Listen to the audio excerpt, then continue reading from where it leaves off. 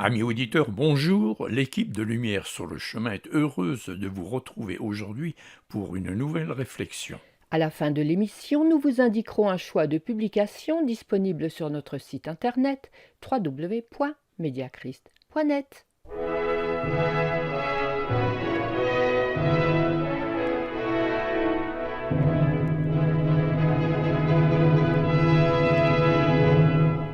Chers amis auditeurs, savez-vous que le jingle qui ouvre et ferme nos émissions est tiré d'un choral chanté dans nos églises?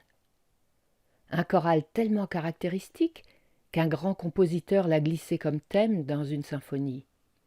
Oui, Félix Mendelssohn a utilisé le thème de ce choral dans sa 5e symphonie, composée pour le tricentenaire de la Réformation, en 1830. 3 siècles auparavant, Martin Luther avait composé ce choral en adaptant le psaume 46. Pourquoi ce choix? Pourquoi Luther a-t-il choisi de préférence ce psaume? Vous connaissez tous l'histoire de Luther. Résumons. Pendant toute sa jeunesse, Martin avait appris que Dieu est un juge droit et sévère, qui attend de l'homme une justice sans faiblesse, et qui chaque jour demande des comptes à ses débiteurs.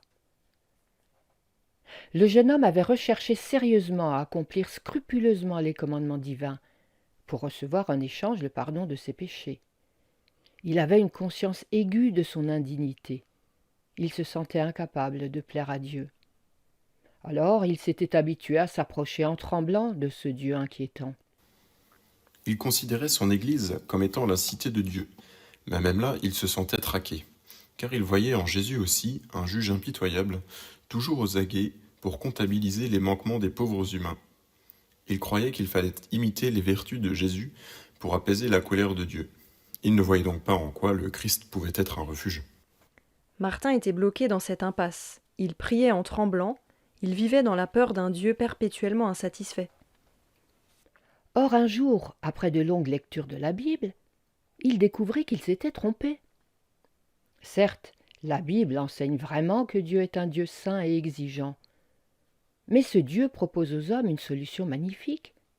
Son Fils, pur et parfait, a accepté de porter sur lui tous les péchés de l'humanité et d'en payer le prix par la mort. Cette merveilleuse solution était pourtant connue depuis le fond des âges. Elle avait été donnée déjà à Adam et Ève. Pour Luther, cette découverte, ça a été un éblouissement total, une délivrance. Tout à coup, il s'est senti libéré, léger et plein d'une joie intense. Alors il s'est pleinement reconnu dans le psaume 46, comme si ce chant avait été écrit pour lui. Dieu est devenu pour Martin Luther un refuge et un appui. Le psaume 46 est un chant de victoire. Le croyant y annonce la force de son Dieu.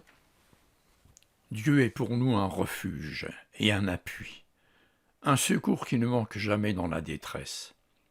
C'est pourquoi nous sommes sans crainte quand la terre est bouleversée et que les montagnes chancellent au cœur des mers, quand les flots de la mer mugissent, écument, se soulèvent jusqu'à faire trembler les montagnes.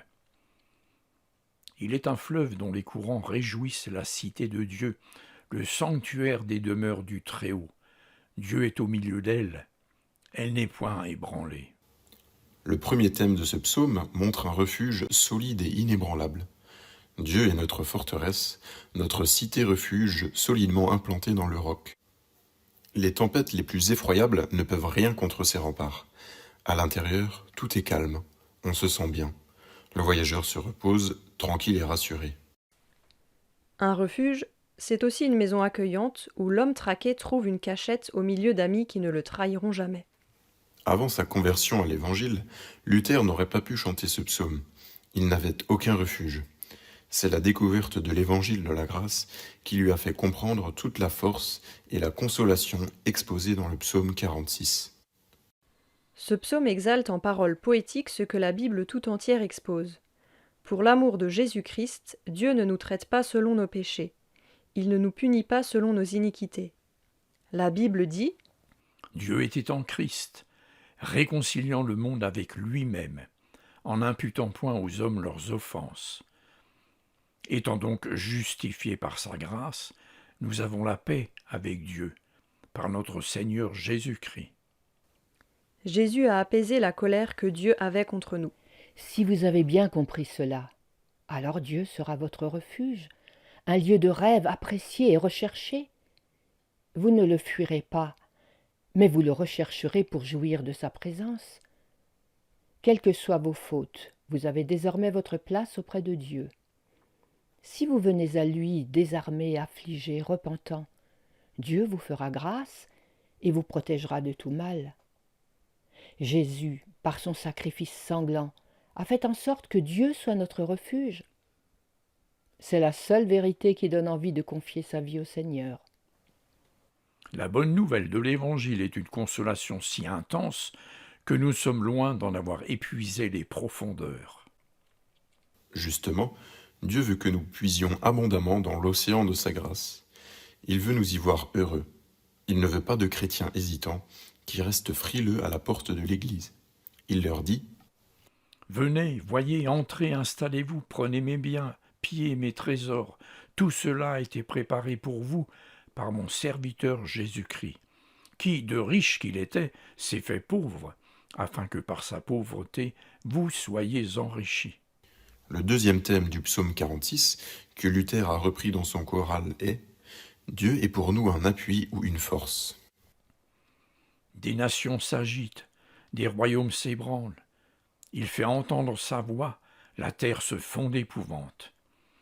L'Éternel des armées est avec nous, le Dieu de Jacob est pour nous une haute retraite. Venez contempler les œuvres de l'Éternel, les ravages qu'il a opérés sur la terre. C'est lui qui fait cesser les combats jusqu'au bout de la terre. Il a brisé l'arc, il a cassé la lance, il a consumé par le feu les chars de guerre.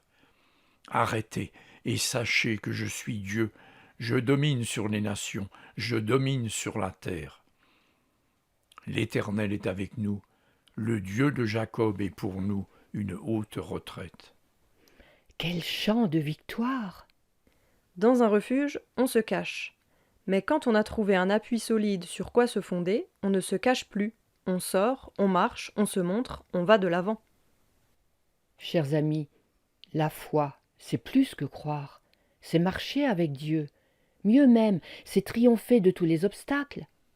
Alors utilisons sa force pour avancer joyeusement dans la vie, sans redouter l'avenir, sans craindre l'arrogance de ce monde effronté, sans nous laisser intimider par le diable, sans nous laisser démoraliser par le monde impie qui nous entoure.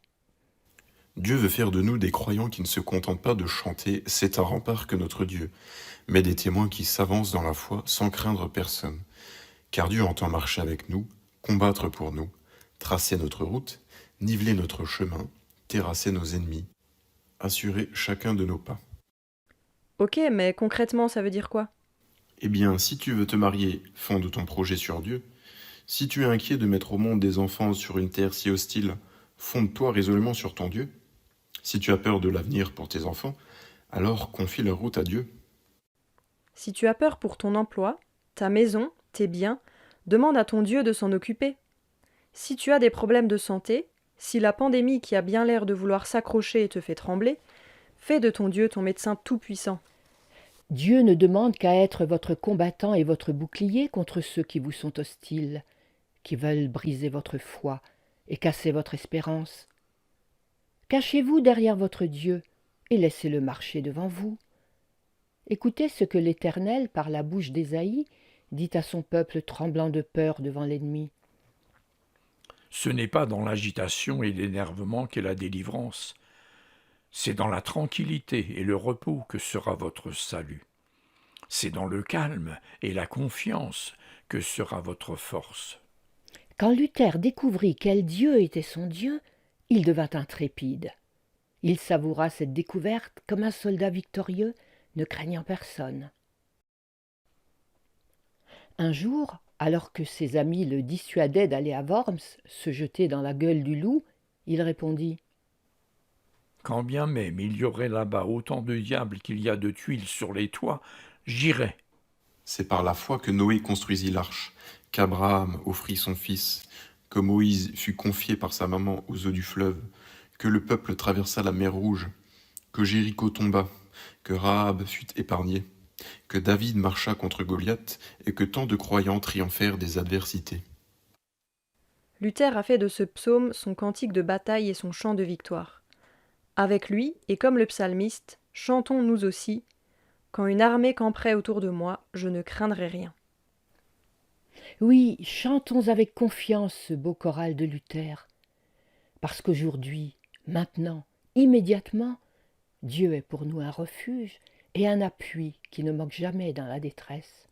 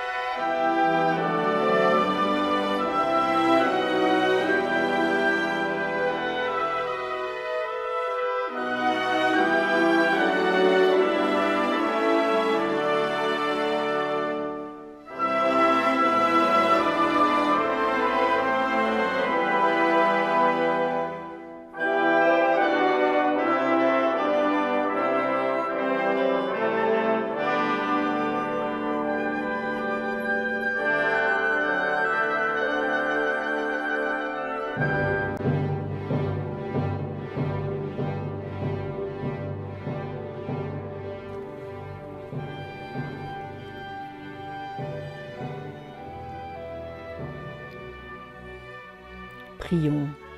Seigneur notre Dieu, toi qui es solide comme une citadelle imprenable, nous voulons chanter chaque jour combien nous comptons sur toi. Tu es notre rempart, tu es notre soutien, tu marches devant nous pour nous ouvrir le chemin. Seigneur, nous voulons partager cette assurance avec tout le monde. Fais que beaucoup se joignent à toi pour leur bonheur, aujourd'hui et en éternité. Amen.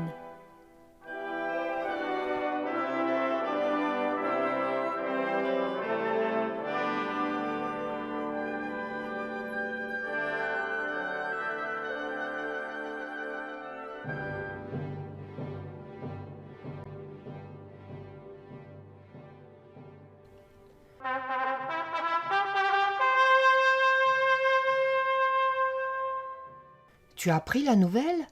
Notre voisin est mort brusquement cette nuit. Il était en forme pourtant. Je l'ai vu se balader hier, il promenait son chien. Personne ne s'y attendait. Oh, quel choc! Oui, c'est bien triste. Il était sympa, je l'aimais bien.